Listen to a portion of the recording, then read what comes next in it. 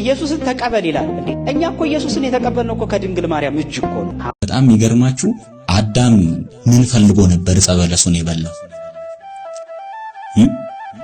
አምላክ መሆናል። ያንንም እኮ አሳክቶለታል። ስለታችን ደርሶ የከፈልነው ስለት በምን ጉዳይ እንደሆነ እኮ ስትመረምሩት በአብዛኛው ስጋዊ ነገር ላይ የሚያተኩር ነው። ሰዎቹ መጥተው ወይን እኮ ጨርሰናል፣ ወይን አልቆብናል ብለው ነግሯት አይደለም። መጽሐፍ ቅዱስ እንዲህ አይልም። ሳይነግሯት ተረዳቻቸው። ከሰው ጋር ነብይን የተመለስኩት ሲለው ለካ ራሱ ቅዱስ ጳውሎስ ነበር ከቅዱሳን ሰፈር ጀርባ ሆኖ ሲያስተረጉመው ነበር። ጸጋ ስጦታ ስለሆነ ሊወሰድ ይችላል። አጌጥንበት ስምህን ተዋብንበት ፍቅርን ሞገሳችን ሆነሃል የጽድቅ ልብሳችን አማኑኤል አጌጥንበት ስምህን። ጤና ይስጥልኝ የቅድስት ተዋሕዶ ልጆች ኢትዮጵያውያንና ኤርትራውያን በተለያየ ዓለም የምትገኙ እንደየሰዓት አቆጣጠራችሁ ፍጹም የሆነ ያሉ የእግዚአብሔር ሰላም ከእናንተ ጋር ይሁን እያልኩ ከልብ መመኝላችሁ ወንድማችሁ ባለፈውም እንዳልኩት በአዲስ ዩቲዩብ ቻናል መጥቻለሁ። ቀጸባ ሚዲያ ይሰኛል። ድጋፋችሁን ማበረታታችሁን በፍቅር ትገልጹልኝ ዘንድ በአክብሮት ተጠይቃለሁ። እንዲሁም ደግሞ ዩቲዩብ ቻናሉ ለሌሎች እንዲደርስ ታደርጉልኝ ዘንድ በሕያው እግዚአብሔር ስም ማጸናለሁ። ሌላው ደግሞ በዚሁ ላይ ሐሳብ አስተያየት እንዲህ ቢሆን እንዲህ ቢደረግ የምትሉትን አበረታቱኝ። ወንድማችሁ ነኝ፣ ገና እየተነሳው ያለሁ ነኝ። ፍቅራችሁን ገለጹልኝ። ትልልቅ ቻናል ያላችሁም ዝቅ ብላችሁ እኛን ደግሞ ከፍ እንድንል ድጋፋችሁን ብታሳዩን ብዬ እመኛለሁ። ለዛሬም በአንድ ሁለት ቪዲዮ መጥቻለሁ። አብሮነታችሁ አይለየን። መልካም ቆይታ። በጣም የሚገርማችሁ አዳም ምን ፈልጎ ነበር ዕፀ በለሱን የበላው? አምላክ መሆናል። ያንንም እኮ አሳክቶለታል። የፈለገው አምላክነት ነበር። በጣም ሸርነቱ እኮ የሚገርም ነው። ኦሪት ዘፍጥረት ምዕራፍ 3ን ስታነቡ እግዚአብሔር አዳምን ከገነት ሲያባረው አንድ የተናገረው ቃል አለ። አዳምን ከኛ እንደ አንዱ ሆነ። ምን አይነት ንግግር! አዳምን ከኛ እንደ አንዱ ሆነ። በጣም የሚገርም ምስጢር ነው። አባቶች ሲተረጉሙት ስለ ሁለት ነገር ነው ይላሉ። ይሄን አንደኛው ፍና ተሳልቆ ይባላል። ፍና ተሳልቆ ማለት የስላቅ ንግግር ነው። ይህንን በምሳሌ ላስረዳችሁ። ከናንተ መካከል አንድ ሰው በዚህ ሰዓት ወይ መሽቶ እራት ልብላ ብሎ አስፈቅዷችሁ ሲወጣ ምን ትሉታላችሁ? አረ መሽቷል እዚሁ ወላ አይደል? ይሄ ሰው ግን አሻፈረኝ ብሎ ወጥቶ ድንገት የሚጣሉ ሰዎች ወይም ደግሞ ሌቦች አግኝተው ደብድበውት ቢመለስ ምንድነው የምትሉት? ምሳን በላህ ወይ ስራትን በላህ? አዳምም ልክ እንደዛው ነበር። አትብላ የተባለውን ዕፀ በለስ በላ። ምን ለመሆን? አምላክ። ስለዚህ አምላክ ሆናለሁ ብሎ ሄዶ ተራቅቶ ጸጋውን አጥቶ ሲመለስ እግዚአብሔር ምን አለ? አዳምም ከኛ እንዳንዱ ሆነ፣ ይኸው አምላክ ሆነ።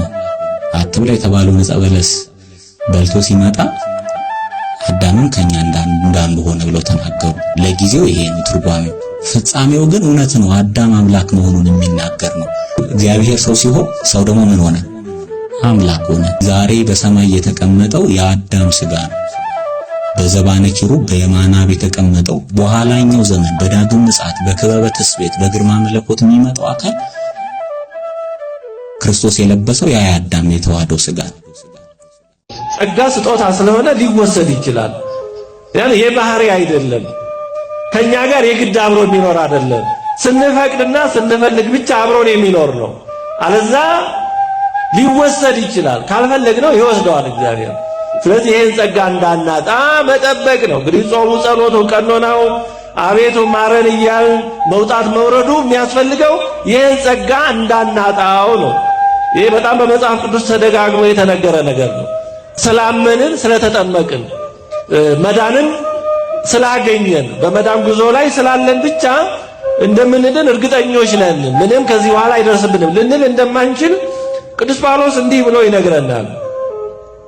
ዕብራውያን ምዕራፍ 6 ከቁጥር 4 እስከ 6 ላይ አንድ ጊዜ ብርሃን የበራላቸውን ሰማያዊውንም ስጦታ የቀመሱትን። እንግዲህ ብርሃን የበራለት ማለት የተጠመቀ፣ ሰማያዊ ስጦታ ማለት ይሄ ሁሉ በእምነት በጥምቀት በሥጋውና በደሙ የምናገኘው ጸጋ ነው። ጥምቀት የብርሃን ጸጋ የብርሃን ምስጢር ይባላል። ሚስትሪ ኦፍ ኢንላይትመንት የሚባለው ለዚህ ምክንያቱም በጥምቀት ጌታችን ሲጠመቅ ሰማያት እንደተከፈቱ እንደዛ ሁሉ እኛም ስንጠመቅ እንደዛ ይሆንልናል፣ ልጆቼ ተብሎ ይታወጅልናል። ይሄን ሁሉ ጸጋ ከቀመሱ በኋላ ነው የሚለው ቅዱስ ጳውሎስ። አንድ ጊዜ ብርሃን የበራላቸውን ሰማያዊንም ስጦታ የቀመሱትን ከመንፈስ ቅዱስም ተካፋዮች ሆነው የነበሩትን እንግዲህ ክርስቲያኖች የሆኑትን ወደ መዳን ውስጥ የገቡትን ማለት ነው። መልካሙንም የቃልና ሊመጣ ያለውን የዓለም ኃይል የቀመሱትን አለ። እስካሁን መልካም ነው። በኋላም የካዱትን እንደገና ለንስሐ እነርሱን ለማደስ የማይቻል ነው ይላል። እንዲህ ከመሆን እግዚአብሔር ይሰውረን። አሜን። ለመምህራችን እግዚአብሔር አምላክ ቃሉን ያሰማልን፣ በእድሜ በጤና ይጠብቅልን። አሜን። እኛንም ሃይማኖት ከመካድ ይሰውረን። እያንዳንዳችን ጸጋ አለን። ያንን ጸጋ የምናስጠብቅበት ኃይሉን እግዚአብሔር ያድለን እላለሁ። አዎ በጸሎት በጾም በስግደት የማይስተካከል ነገር የለም። እኛ ይመስለናል። በነገራችን ላይ አንድ ጊዜ አባ ገብረ ኪዳን ካስተማሩት ትምህርት በረከታቸው ይደረብንና ምን ብለዋል? ትራንስፖርት ላይም ሊሆን ይችላል፣ መስሪያ ቤታችሁም ላይ ሊሆን ይችላል፣ ብቻ የትም ያላችሁበት አካባቢ ሆናችሁ አፋችሁ መንቀሳቀስ ላይ ተጠበቀበት ይችላል። ግን ጌታዬ ኢየሱስ ክርስቶስ ሆይ እባክህ ኃጢአቴን ይቅር በል፣ እባክህ ድካሜን እያየህ እባክህ ድካሜን እያየህ ሰው ነኝ ብርቱ አይደለሁምና እባክህ ይቅር በለኝ፣ አንተ ኃያል ነህ እኔ ደካማ ነኝ ይቅር በለኝ እያላችሁ በሉ።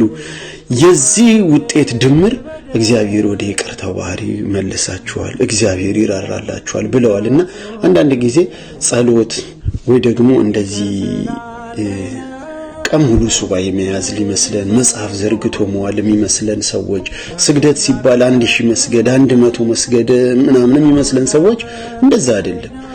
እግዚአብሔር ቸር ነው፣ ሩሩ ነው። መጀመሪያ ማሰብ ነው። አንዳንድ ጊዜ ነጠላ ለብሰን መጽሐፍ ገልጠንም እሱንም ማናስፍበት ጊዜ አለ።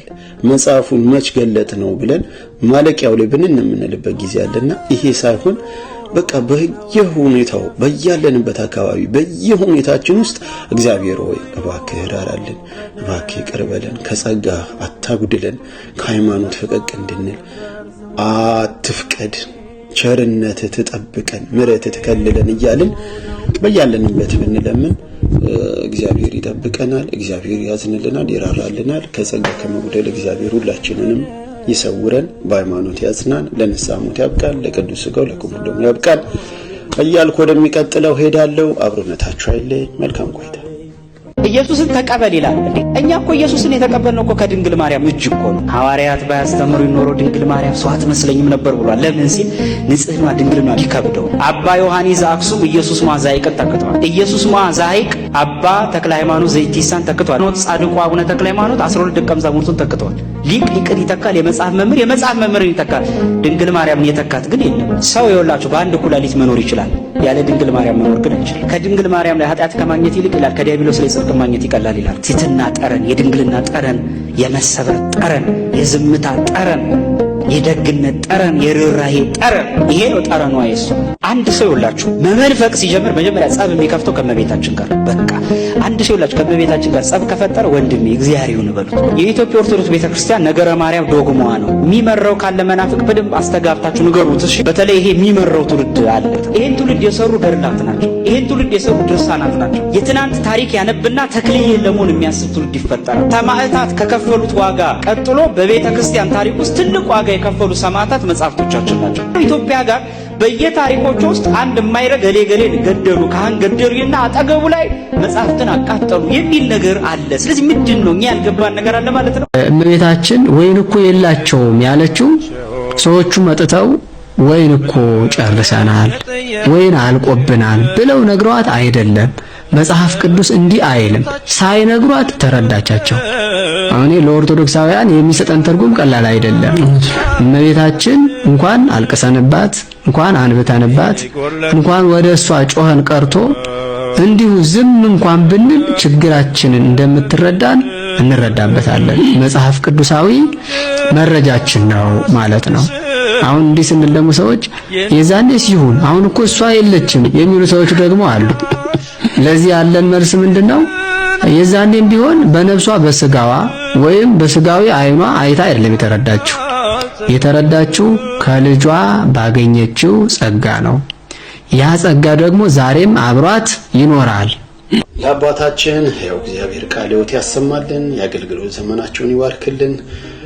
እመቤታችን እንዲህ ናት፣ ሳይነገራት በልብ አውቃ። ምክንያቱም እመቤታችን እግዚአብሔር ጸጋ ሲሰጣት ለይቶ ሳይሆን ጸጋን የተመላሽ የሞላብሽ የተባለችውና የጸጋ ስጦታ የተለያየ ነው። ልዩ ልዩ የጸጋ ስጦታዎች አሉ ቢባልም ለእመቤታችን ሁሉንም አይነት ጸጋን የተሰጣት፣ ለዚሁም እግዚአብሔር ስሙ የተመሰገነ ይሁን።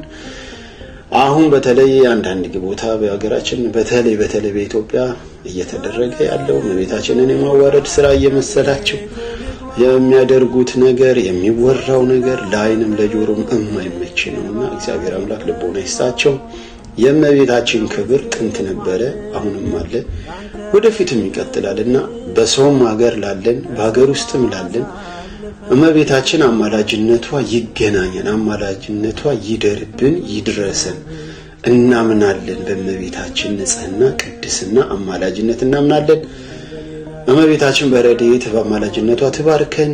ወደሚቀጥለው መጽሐፍ ቅዱስ ከማንባችን በፊት ማድረግ ያለብን ነገሮች አሉ። ሁለት አይነት ዝግጅቶች አሉ፣ ውስጣዊና አፋዊ ወይም ደግሞ ውጫዊ። ውጫዊ የሚሆነው የመጀመሪያው መጽሐፍ ቅዱስ ማዘጋጀት ነው። ስፔሲፊካሊ የምታንብበት ቦታ ጸጥ ያለ የጸሎት ቦታ ላይ ቢሆን ጥሩ ነው። ነጠላ መልበስ፣ እነዚህን የመሳሰሉትን ነገሮች። ከዛ የትርጓሜ መጽሐፍትን አዋልድ መጽሐፍትን አጋርህ አድርገህ ማስቀመጥ፣ ይሄ ውጫዊ ዝግጅት ነው። ውስጣዊ ዝግጅት በጣም ወሳኝ ነገር። የመጀመሪያው ጸሎት ማለት ነው። እግዚአብሔር እንዲገልጥልህ እንዳያሳስትህ እና ከልብህ እሱ ሊናገር የፈለገውን ነገር ከልብህ ሰምተህ በልቦና ጸሎት እንዲጽፍልህ መጸለይ አለብህ። ፈሪሃ እግዚአብሔር ያስፈልጋል። እግዚአብሔርን መፍራት ስታነበው ቀድመህ በልብህ እግዚአብሔርን መፍራት። የጠቡ ልጁ መጀመሪያ ማን መፍራት ነው? እግዚአብሔርን መፍራት። ስለዚህ እግዚአብሔርን ስትፈራ ነው ጥበብ የሆነው መጽሐፍ ቅዱስ የሚገለጥልህ ማለት ነው። ስለዚህ ፈሪሃ እግዚአብሔርን በውስጥህ መክተት፣ በልብህ መትከል ያስፈልጋል። ሌላኛው ደግሞ መምህራንን አጋር ማድረግ ነው። መጽሐፍ ቅዱስ ተንም የምትደውልላቸው ወይ አጠገብህ ያሉ ወይ ደግሞ ሄደህ ሮጠህ የምትጠይቃቸው መምህራን አጋር ማድረግ ያስፈልጋል። የቦታ አልገባኝም ምን ማለት ነው? ትርጓሜውን አንብበህ ላይገባ ይችላል። አዋልድ መጽሐፍ ፈልገህ ልታጣ ትችላለህ። ስለዚህ ቤተክርስቲያን መምህራን በልብህም ቅዱሳንን አጋር ማድረግ እንዲገልጡልን እንዲያስተምሩ። እንደው ቅዱስ ዮሐንስ አፈወርቅ አንድ ጊዜ አንድን ወጣት ይጠራዋል። ንስሐ ልግባ አባቴ ብሎ ይጠራዋልና ሲመጣ ቀጥሮት ነው ለነገ እና እሱ እስኪመጣ ልጁ ሲያረፍት ቅዱስ ዮሐንስ አፈወርቅ የቅዱስ ጳውሎስን መልእክት መተርጎም ጀመረ እና እየተረጎመ ልጁ ይመጣል። ልጁ ሲመጣ አንድ ትንሽ ራሰ በራ የሆነ ሽማግሌ ሰው ከቅዱስ ዮሐንስ አፈወርቅ ጀርባ ቆሞ እንዲበል ብሎ እያጻፈው ነው። እዚህ ቢጠብቀው አይወጣም ሰውየው። በቃ እንግዲህ አልተመቸውም ብሎ ተመልሶ ሄደ። በነጋታው ሲመጣ አባቴ እንዴት አድርግ ሲለው ምን ሆነ ነው ትናንት የቀረው ስጠብቅህ ነበር ያለው ቅዱስ ዮሐንስ አፈወርቅ። አይ ከሰው ጋር ነህ ብዬ እኮ ነው። ኧረ እኔ አንተን ቁጭ ብዬ እንደውም እጠብቅሃለሁ የቅዱስ ጳውሎስ መልእክት ስተረጉም ነበረ። አይ አንድ ራሰ በረሃ ከኋላ ቆሞ እየነገረ ስጽፍ ነበር፣ እሱን የታየኝና ከሰው ጋር ነው ብዬ የተመለስኩት ሲለው ለካ ራሱ ቅዱስ ጳውሎስ ነበር ከቅዱስ ዮሐንስ አፈወርቅ ጀርባ ሆኖ ሲያስተረጉመው የነበረው። ስለዚህ የምታነበው መልእክት የማን ቅዱስ ማቴዎስ ከሆነ ቅዱስ ማቴዎስ ረዳት እንዲሆን። በነገራችን ላይ የምታስባቸው ቅዱሳን አጠገብ ነው። አሁን ስለ ቅዱስ ገብርኤል ተአምር ቸርነት ስትረዳ አጠገብህ እንደሆነ ማወቅ አለብህ። ቅዱሳን በዚህ ልክ ፈጥነው የሚገኙ ሰዎች ነው። እና አጋር ማድረግ የምታነበውን ሁሉም ቅዱሳን ናቸው። የቅዱስ ጳውሎስ መልእክት ከሆነ ቅዱስ ጳውሎስ አጋር እንዲሆን፣ ጴጥሮስ ከሆነ ቅዱስ ጴጥሮስ፣ ሁሉንም አጋር አድርገህ ከጀርባ ሆነው እንዲመሩ በመንፈስ ቅዱስ ምሪት እንዲመሩ መጸለይ ያስፈልጋል። እነዚህ ሁለት ዝግጅቶች ካደረግክ በኋላ ነው ማንበብ መጀመር ያለብን። ልምድ ለማድረግ አንዳንድ ትሪኮችን እንትንበል። የመጀመሪያው የተወሰኑ ምዕራፎችን በቀን ማንበብ መልመድ ነው። አንድ ጥቅስ ሊሆን ይችላል። ስለዚህ ራስ ላይ በጣም ሃርድ መሆን አያስፈልግም መጽሐፍ ቅዱስ ለማንበብ። እዚህ መምረጥ ደግሞ ጀማሪ አንባቢ ቤተክርስቲያን መርጣ የጥበብ መጽሐፍት የምትለውን ተናገራለች። መጀመሪያ መጽሐፈ ምሳሌ፣ መጽሐፈ መክብብ፣ መጽሐፈ ጥበብ፣ የጥበብ መጽሐፍት፣ መዝሙረ ዳዊት እነሱን ቀለል ያሉትን ከሱ ቢጀመር ይሆናል። መጀመሪያ መጽሐፍ ምሳሌ ነው። ስለዚህ መጽሐፍ ምሳሌ አንድ ሰው አንድ ሴት ዛሬ መጽሐፍ ቅዱስ ማንበብ መጀመር የምትፈልጉ ሰዎች አንድ ምዕራፍ በቀን ግማሽም ቢሆን አድርገ። ስለዚህ አታብዘው፣ እንዳይሰለችህ ምን እንዳይልህ በቀን አንድ ምዕራፍ ኮንሲስተንትሊ ማንበብ። ዛሬ ደግሞ በጣም ደስ የሚለው በስልካችን ራሱ ያለው መጽሐፍ ቅዱስና ታክሲ ውስጥ ስትሄድ ምን ስትል አሁን መጽሐፍ ቅዱስ ማንበብ መክፈት የሌላ ቤተ እምነቶች መገለጫ እስኪሆን ድረስ የራስ ቤተክርስቲያን ጠርዝ የሰጠችን መጽሐፍ ቅዱስ አንተ መጽሐፍ ቅዱስ ከፍተህ ታክሲ ላይ ማንበብ ትሳቀቅበታለህ። እግዚአብሔር ሊያወራ ሲል ታፍርበታለህ እንደማለት ነው። ነገራችን ጌታ ሆይ መንገድህን አሳየኝ፣ በጽድቅ መንገድህን ምራኝ፣ እንዲህ ብለን እንጸልያለን፣ እንሳላለን። ስለታችን ደርሶ የከፈልነው ስለት በምን ጉዳይ እንደሆነ እኮ ስትመረምሩት በአብዛኛው ስጋዊ ነገር ላይ የሚያተኩር ነው። መጾም አቃተኝ ጌታ ሆይ እንድጾም፣ መጸለይ አቃተኝ እንድጸልይ፣ መትጋት አቃተኝ እንድተጋ፣ ቅድስናን ገንዘብ ማድረግ አቃተኝ ቅድስናን ገንዘብ እንዳደርግ፣ ነፍሴን ከኃጢአት ንጽሕት እንዳደርጋት እርዳኝ፣ ይሄን ጉልበት እስክትሰጠኝ ድረስ እለምንሃለሁ ብላችሁ የተሳላችሁበት ጊዜ ነው። ስጋውን ደሙን ከመቀበል የተከለከለ ሰው ስጋውን ደሙን ለመቀበል የማይሳል ከሆነ መንፈሳዊነቱ ከወዴት አለ ወገኖች? መጽሐፍ የሚነግረን የሚያሳየን ይሄንን ነው። መንገድህን አሳየኝ ብሎ መጸለይ እንደሚገባ ነው የሚያሳየው።